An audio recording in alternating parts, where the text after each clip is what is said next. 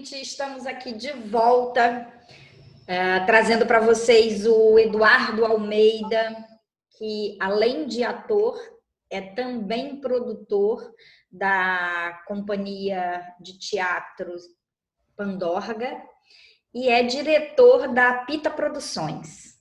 Então, hoje, nossa conversa com o Eduardo vai ser voltada para a questão de produção. Eduardo, bem-vindo de volta. Que bom ter você no ZP Brasil, ou ZIP Brasil, que é um encontro de desenvolvimento criativo, colaborativo e sustentável, com uma nova cara no novo normal, de forma online, e que bom que a gente pode ter esse contato e essa troca, né? Bom, obrigado mais uma vez. Nós já tivemos um primeiro bate-papo que foi bem legal, foi bem bom. E agora mostrando um outro caminho, uma outra vertente dentro da minha experiência como um profissional da área de cultura. Uhum. Eduardo, como a gente vai conversar hoje sobre a questão de produção, primeiro fala para mim, como é que você começou como produtor, como é que surgiu a Pita Produções? Vamos lá. Comecei, como acho que a grande maioria das pessoas que trabalham com teatro, comecei como ator. Para mim, a visão que eu tinha quando criança, quando adolescente, não, quero ser ator, vamos ser ator, e sempre muito fechado nisso. E aí, quando você entra nesse meio, você vê que o leque de oportunidades é muito maior. É muito maior do que... Então, você tem o ator, você tem o contra-regra, você tem o iluminador, o operador de som, o compositor, o diretor, o produtor. E é uma gama, né? E eu conheço muita gente que começou a carreira como ator e o ator ficou lá para trás e hoje em dia são ótimos iluminadores, ótimos compositores, ótimos produtores. Então, tem muito disso. A produção efetivamente começou para mim, porque eu sempre fui um cara muito inquieto, mas eu não me contentava só no atuar. Eu queria saber como que aquilo foi feito, né? De que maneira conseguia o material para fazer o cenário, ou o material para fazer o figurino, ou como que a gente sabia o preço das coisas que tinha que comprar, como se administrava aquilo tudo. Então, eu sempre me interessei muito por esses bastidores, assim. Né, o antes de tudo acontecer ali no palco. E sempre muito curioso. E aí, aos poucos, eu comecei ainda quando eu morava em Campo Grande, eu comecei a ter algumas experiências assim, ligadas à produção. Tinha um curso que eu fazia aqui no Arthur Azevedo, no Teatro Arthur Azevedo, que é onde eu também estava ali junto com o professor de vez em quando, né, vendo como é que fazia, né, produzindo alguma coisa, ajudando na produção de alguma coisa. E aí vem um pouco da minha experiência também de assessoria de imprensa, que quando eu sou formado em jornalismo, né, e cheguei a fazer um período, um estágio de assessoria de imprensa para a Feira da Providência. Então, é toda uma preparação que se tem antes do evento. E isso eu acho fantástico, a preparação da festa, digamos assim, né? Antes de comer o bolo. E aí comecei. E aí a função produção mesmo, ela se efetivou a partir do momento que eu fundei a Pandorga, companhia de teatro, junto com o Cleiton Echeveste. E ali nós dois tendo que dar conta de tudo, do atuar, do escrever, do dirigir, do produzir e tudo, né? Então, um precisando do outro para que as nossas ideias, os nossos desejos dentro dessa área pudessem ser realizados. E aquilo, quando a gente quer, a gente dá um jeito de fazer. Né? Ficar esperando você apresentar um projeto para contratar um produtor, aí não necessariamente esse produtor vai se identificar com o projeto, porque eu acho que além do comercial, além do, contratar um produtor, tudo bem, vamos lá, vou produzir, mas é muito importante que antes do comercial, do ganhar o dinheiro do seu trabalho, tem que ter uma identificação com o projeto. Tem que ter uma identificação, tem que anterior a isso. Não adianta você, assim, não é criticando quem faça isso. Tem muitas vezes que a gente tem um projeto lá, você entrega um projeto para o produtor vai lá, mas não tem, sabe, ligação nenhuma, não participa, não conversa, né? Assim, a gente sabe que há um distanciamento. Então, tem que ter um valor muito afetivo com outros projetos. Então, muito por conta disso, eu e o Cleiton, a gente disse, vamos arregaçar as mangas e vamos fazer nós. Então, a produção, foi muito... Hoje eu digo que eu sou produtor muito... um outro curso que eu ia fazendo, mas aprendendo a fazer ali. Né, fazendo na prática completamente, né? E aí claro, bate-se cabeça e tal, mas muita coisa do produtor lá de 2006, quando fundou a Pandorga, que hoje eu olho lá para trás e digo, por que eu fazia daquela forma? Mas enfim, não faço mais, aprendi então muito nisso, então não é à toa agora, vamos dizer, creio eu que a gente esteja fazendo um bom trabalho, porque a Pandorga já tem 14 anos, ano que vem a gente vai ter o nosso baile de debutante, né?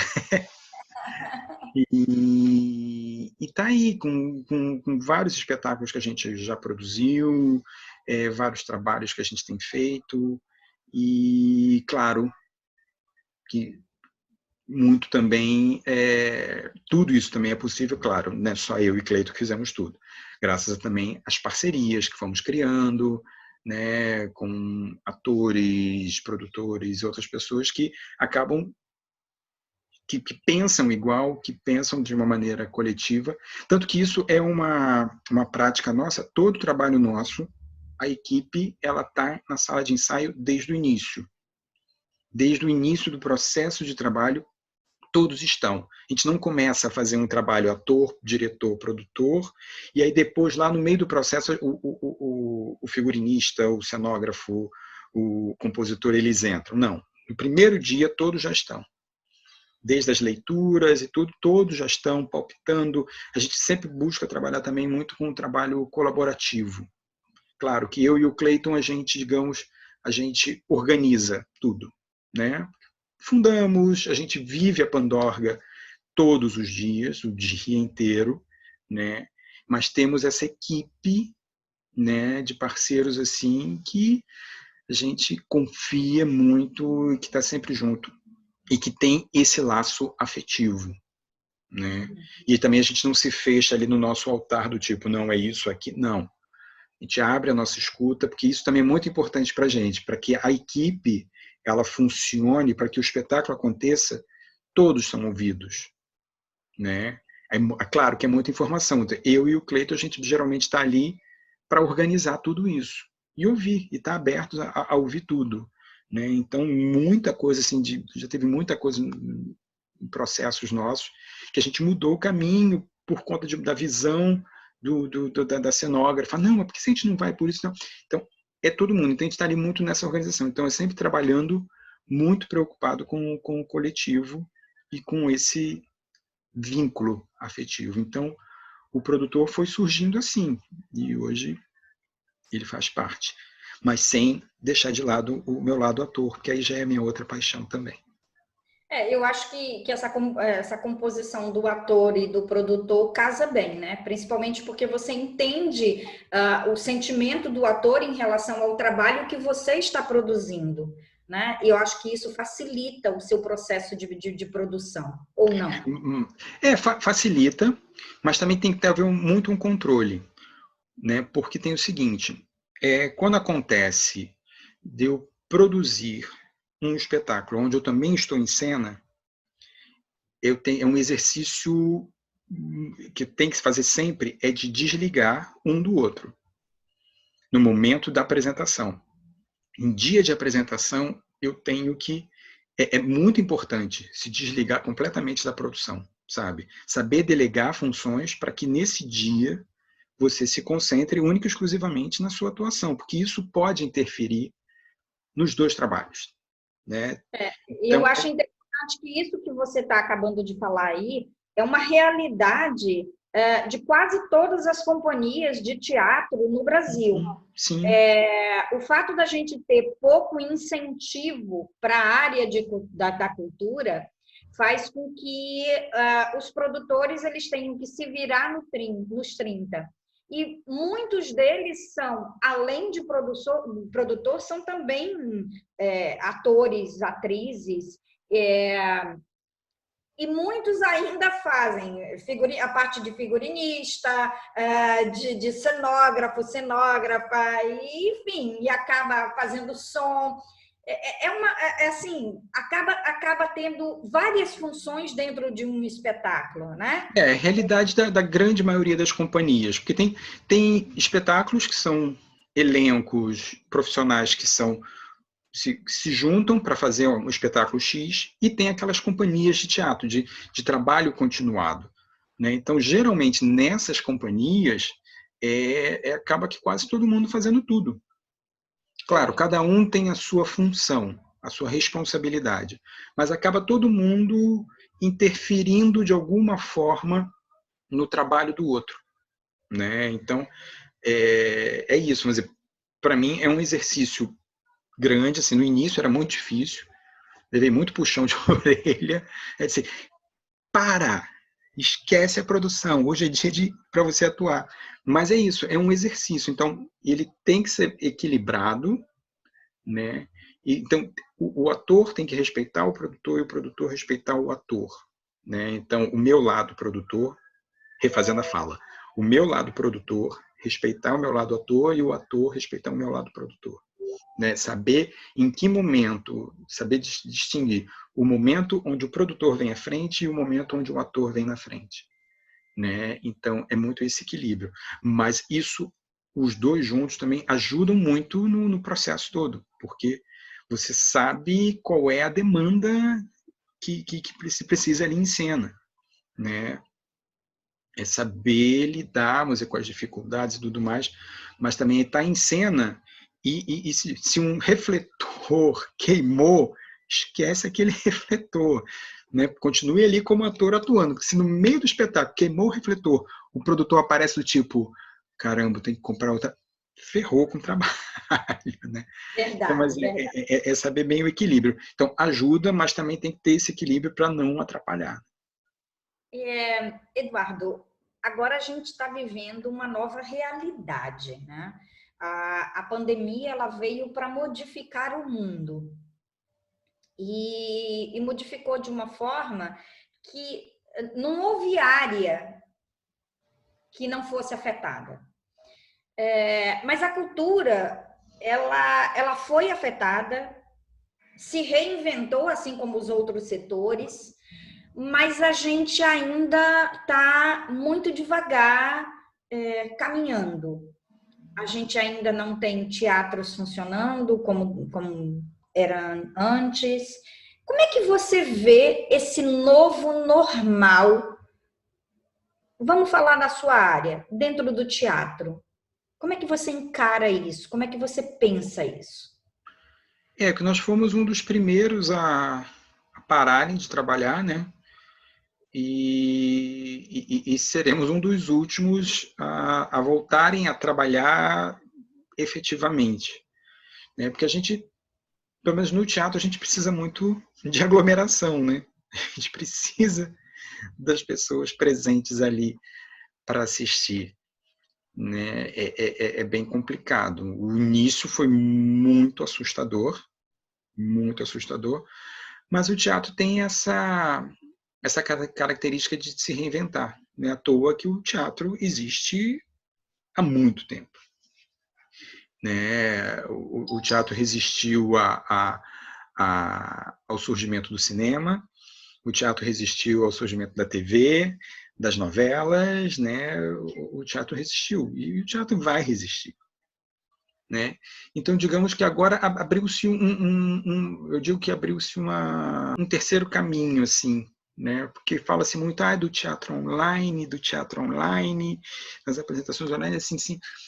Eu prefiro dizer que não é teatro online, eu prefiro dizer que é um terceiro caminho, que é um híbrido do teatro, que a gente está acostumado, né? Lá o presencial, com o público lá no palco, e a linguagem do audiovisual.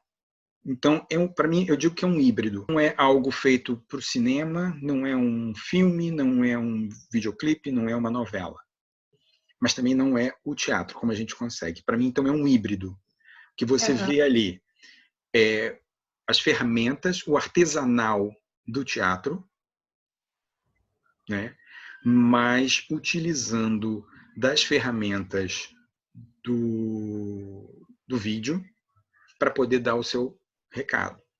Só que ainda, então por isso que é um híbrido. Eu não gosto de dizer teatro online, porque para mim a palavra teatro já me remete ao palco, ao público, a uma resposta rápida aos estímulos, né, que a peça traz, né? Então, porque ali no chamado teatro online, você não sabe.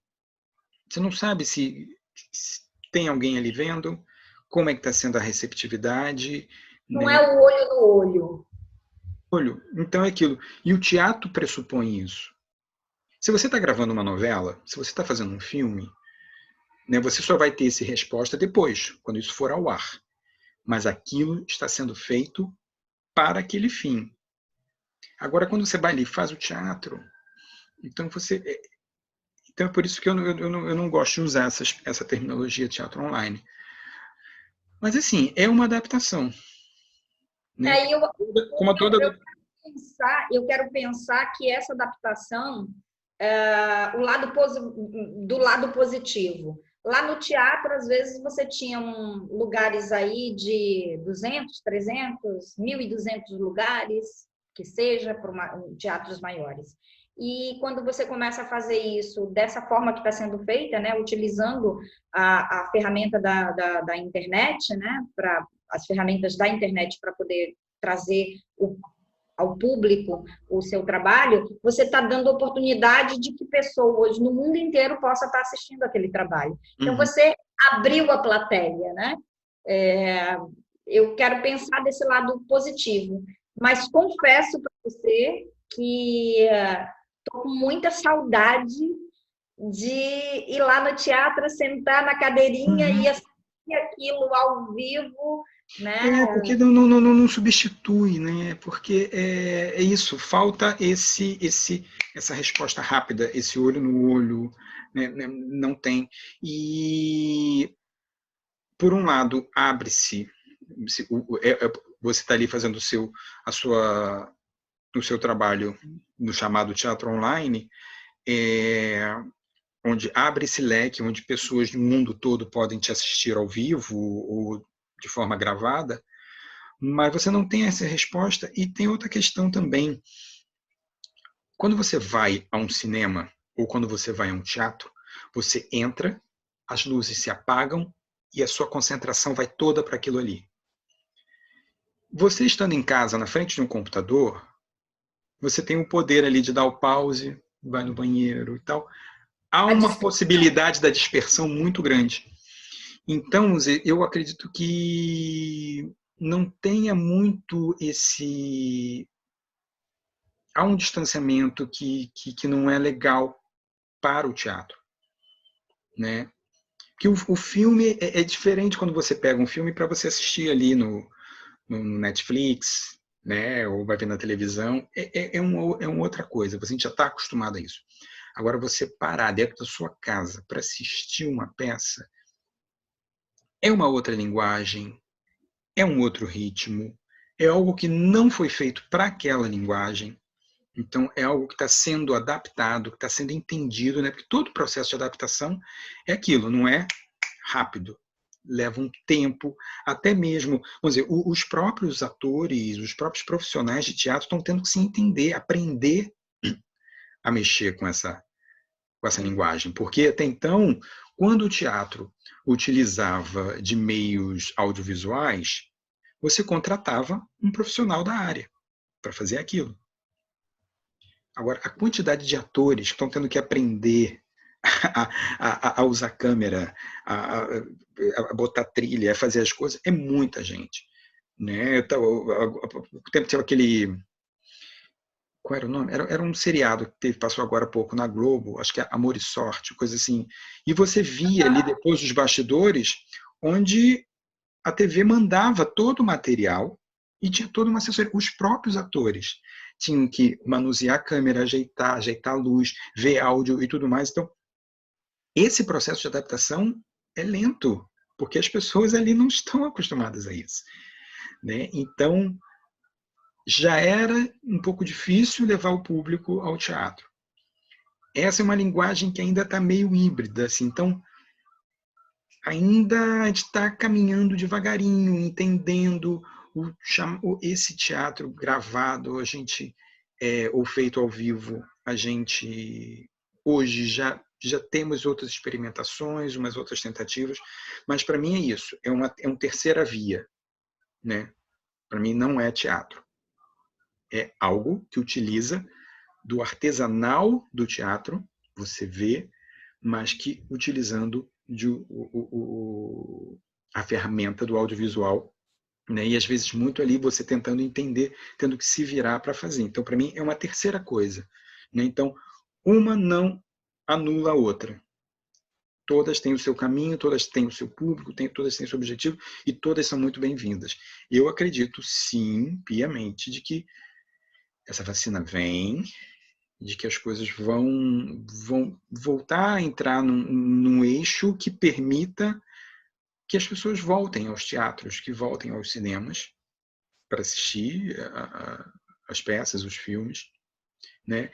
Que se abriu as pessoas, e que se abriu um outro caminho, uma outra possibilidade também, desculpa, de manifestação também, que eu acho que também é bem-vinda, é válida. Uns vão se adaptar melhor, outros não, né? Então aí isso vai variar. Vai ter o direito de decidir se quer ir ao teatro assistir, mesmo com a nova forma de se portar, máscara, álcool em gel, distanciamento, seja como for, ter o direito de também assistir pela internet. Uhum. E eu acho que isso que é bacana, né? A gente poder decidir. É ter opções e caminhos e a liberdade para cada um escolher o caminho que for mais interessante, mas que seja proveitoso e que se... É isso, eu acho que é mais é uma nova via, um novo caminho e que também acho que é bem-vindo, né? Uhum. E, Eduardo, como produtor, vou tocar num assunto assim, o ZP Brasil, ele propõe trazer à tona as metas da ONU em relação ao meio ambiente, né? Como nós, cidadãos do mundo, podemos colaborar para sermos sustentáveis, colaboradores em todos os setores da nossa vida. E aí todo mundo conhece aquelas metas da ONU, né, que fala sobre a sustentabilidade, se ser colaborador, né, criativo. Como é que você vê a Pandorga, a Pita Produções, inserida nesse contexto de colaboratividade, de sustentabilidade?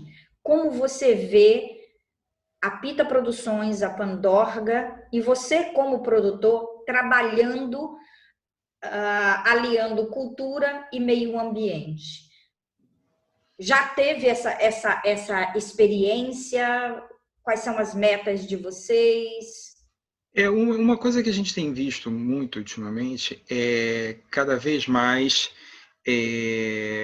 a opção por material, digamos assim, acho que é limpo, né, que se fala, vamos dizer, que evitar a gente tem feito muito material de divulgação, por exemplo, né, com praticamente são poucos os jornais físicos que você tem, né, cada vez mais eles estão ficando online. E cada vez mais o acesso às informações sobre os espetáculos, sobre todos eles, tendo muito no sentido virtual, né, para o online. Então, a gente tem pensado muito assim, a gente ainda não aboliu completamente o uso de, vamos criar programa de peça, filipetas, essas coisas, mas a gente sempre busca agora, nesse material impresso, ser um material que seja reciclável, né? A gente já fez, tem os programas do nosso espetáculo Cabeça de Vento, são todos com papel reciclado, né? E a gente sempre, em todas o nosso material de impresso, vem inscrições do tipo, não jogue, né, mensagens mesmo de alerta, ó, não jogue esse papel em via pública, esse papel é feito com, né, material reciclado e tudo mais, mas também a gente tem ido muito, optando também cada vez menos por esse material impresso e partindo mais para um material completamente virtual, né? Anúncios virtuais, esse programa também disponibilizar o programa de maneira virtual, e se a pessoa quiser baixar, vai lá pelo um QR Code ou então um código de barras, enfim, de alguma forma baixar isso para o seu computador e ter isso. Eu ainda sou muito, eu gosto muito de chegar no teatro e ainda receber aquele programa, pegar, ler, carregar, eu gosto muito. Mas entendo também a necessidade disso, de diminuir, né? Com relação à Pandorga, a gente já realizou trabalhos, né, que a gente chama de trabalhos mais empresariais, né, mais voltado a projetos onde a gente foi contratado para fazer. Então, dentre esses projetos, né, eu posso citar dois. Um que foi bem lá no início da nossa companhia, que era um trabalho que a gente fazia para uma empresa de energia elétrica, que era um trabalho em escolas públicas que a gente falava sobre o consumo consciente da energia elétrica. Então, eram 3 pequenas histórias onde a gente contava sobre o consumo consciente disso. E também um outro projeto que a gente fez era o Cadê a Água que estava aqui? Que aí era bem ligado à questão do consumo consciente da água. E saber, né, as maneiras não só de uma maneira de meio ambiente, mas também com relação à saúde, né? A importância do se beber água, a importância do se cuidar da água que a gente consome e tudo mais. Então, esses foram 2 caminhos. Então, a gente fez isso também. Então, acho que é basicamente isso. Vamos dizer, é estar atento, hoje em dia, a esse material que a gente produz e tentar também, claro, trabalhar sempre com material reciclado, material que a gente possa reaproveitar, né? Uhum. Você acha, como produtor, você acha que as áreas de educação, meio ambiente, cultura, saúde, enfim, todas essas áreas, você acha que elas se interligam em algum momento ou elas são separadas? Não, não, de jeito nenhum. Elas podem ser parceiras, sabe? Uma não é mais importante que a outra, uma não vai substituir a outra. Acho que tem que ter parcerias. Cada uma, né, como diz, cada uma no seu quadrado, mas respeitando o espaço do outro, mas buscando espaços locais de interseção. Né? É buscar entender de que maneira a cultura pode auxiliar na saúde, com a saúde. De que maneira a cultura pode auxiliar na questão do meio ambiente. De que maneira a gente pode colaborar para a questão da educação. Então, é buscar formas alternativas também de você passar uma informação. Né? Então, às vezes, vamos dizer, uma palestra, ela é interessante, ela é importante, mas, de repente, essa mesma palestra ela não pode ser passada de uma maneira diferente, ela não pode ser passada por um funcionário ou por um aluno ou por alguma pessoa de uma maneira através do teatro ou através de um vídeo institucional, né, com atores, sabe? Então, eu acho que essa troca, essa interseção é muito importante. E também o quanto isso também pode ser importante para o profissional. Porque, de repente, por exemplo, você é contratado para fazer a sua companhia é contratada para montar um sketch, uma pequena peça sobre alguma questão de saúde, sabe? Contra a obesidade, digamos assim, e as causas que essa obesidade, ou então sobre o autismo, sabe? Então, o próprio profissional, né, para poder passar essa informação, ele precisa estudar, ele precisa buscar a orientação de um profissional da área de saúde, de um profissional ligado a essas áreas. Então, é uma forma também de buscar, de ter o conhecimento, né? Então, acho que aí é uma troca, vamos dizer, de um lado a saúde orientando um profissional de cultura e, do outro lado, o profissional de cultura buscando uma maneira, de repente, até um pouco mais prazerosa, não sei, mas de uma maneira mais relaxada, passar a informação que ele acabou de aprender. Então, acho que todas elas, assim, uma não é mais importante que a outra, uma não substitui a outra, né? Acho que todas as áreas elas têm que ser parceiras. Então, educação, saúde, meio ambiente, cultura, esporte, tudo, acho que todo mundo pode se ajudar. É o compartilhamento, né? É a interseção da habilidade de cada um, né? Bacana. Eduardo, eu quero agradecer muito a sua participação no ZP Brasil, que é um encontro Obrigado. É um encontro de desenvolvimento criativo, sustentável e colaborativo. E foi muito bom ter a sua presença com os esclarecimentos. Quero, inclusive, aqui elogiar o trabalho de vocês, da Pita Produções, da companhia Pandorga, que é uma companhia que eu acho que é a cara bem do Brasil. Se vira nos 30, literalmente. Vocês trabalham de forma consciente, é claro, como todo trabalho, né?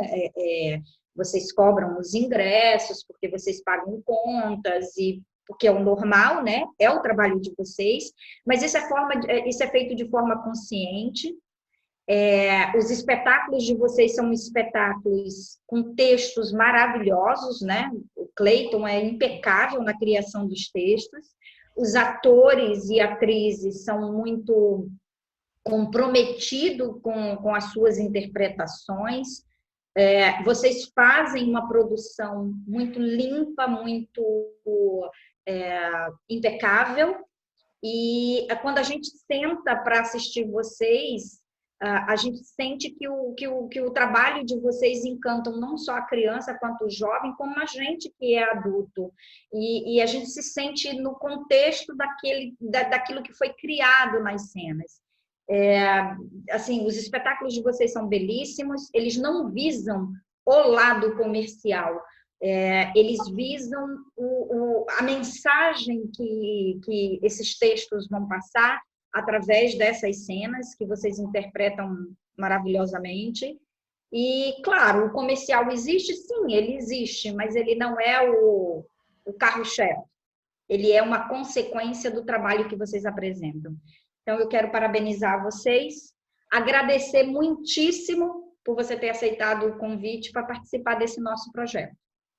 Eu que agradeço assim, a confiança, né, e a parceria com você, Cris. Né, a gente já se conhece há algum tempo e levou um tempo para a gente conseguir, né? Sempre ficava assim, não, vamos conseguir, vamos fazer. A gente nunca conseguia trabalhar juntos e aí o tempo, nada como o tempo, né? Então, e com calma a gente conseguiu, fez já algumas parcerias, alguns trabalhos juntos. E você está sempre lá prestigiando a gente, nossos trabalhos, então eu fico muito, muito feliz pelo convite e sabe que, assim, sempre que a gente puder, eu já falo aqui em nome da Pandorga, em nome da Pita, sempre que puder, que a gente puder ajudar, colaborar nos seus trabalhos também, pode contar com a gente que a gente está junto, né? Obrigado por tudo, um grande beijo para você e para todo mundo que está assistindo a gente. Obrigado a todos e se cuidem, usem máscara.